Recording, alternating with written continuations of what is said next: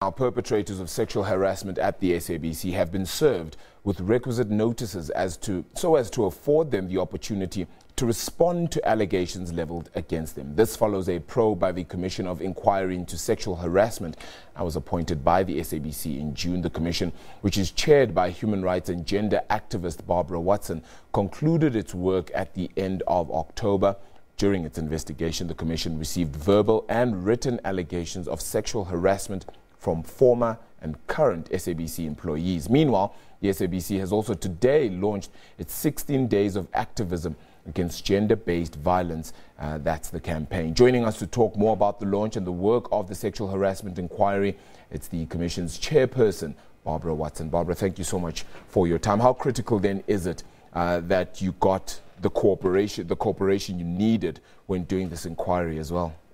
Well, I think for us it was really quite an honor to be asked by the SABC to do this investigation because, you know, normally companies tend to cover up this kind of thing. But for an organization to invite two people who are activists and would therefore not collude with the organization was very brave. And today, hearing that, the organization is actually already implementing the recommendation is fantastic.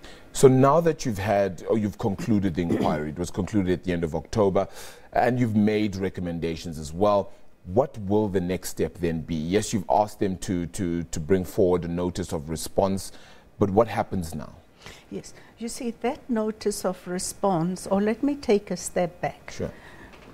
People came and reported allegations of sexual harassment. And named those people. Yes. These are women who had been employed by the SABC, sure, were harassed, reported the matters, didn't get much joy, and in not getting joy, you see the tendency with the perpetrators of sexual violence sure, is that if nothing is done, they thrive in impunity. So here and then often acts of discrimination begin to be perpetrated against the complainants. Yes. And it is often those acts of discrimination that force them to leave work. All of them ultimately resigned.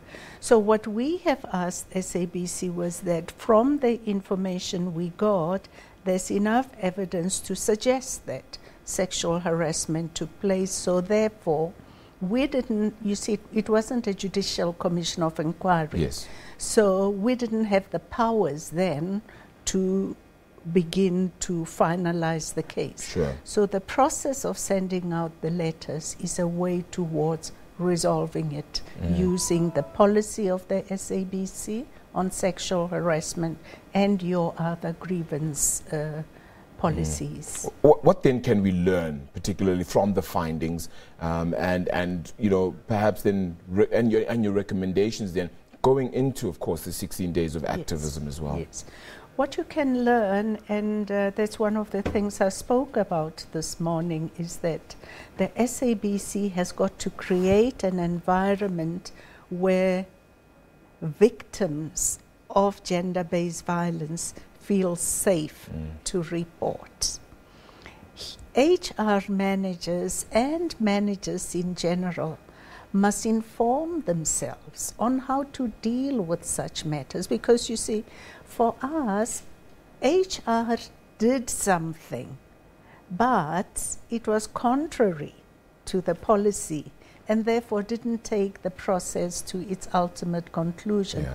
So was it because they were colluding with the managers as the complainants were alleging, or was it because they really didn't know how else to deal with it? And that is why one of our recommendations is that they must go for training on how to handle these matters. It's a very difficult matter, but the level of engagement you got with the SABC employees, how willing were they to, whether it be respondents, whether it be, you know, people who are putting out those complaints themselves, how willing were people to engage?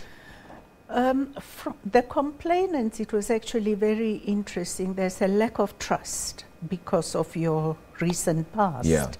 people don't trust. And they weren't quite sure whether Mr. Shozi and I were insiders too.